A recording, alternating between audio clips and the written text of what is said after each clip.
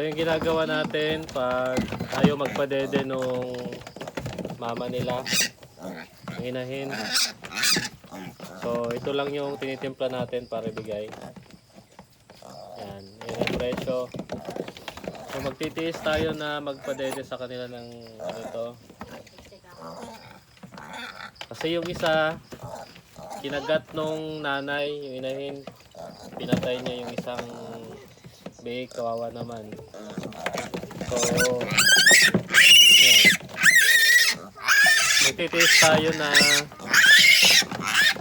palidayin na lang sila. Ito.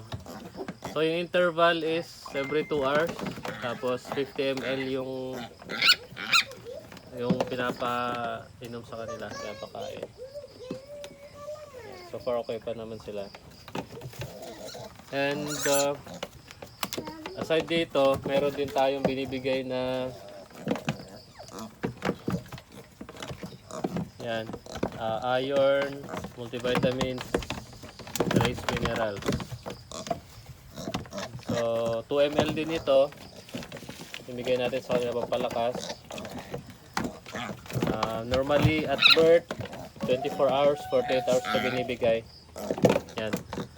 So nasa 300 pesos din ito. Ito.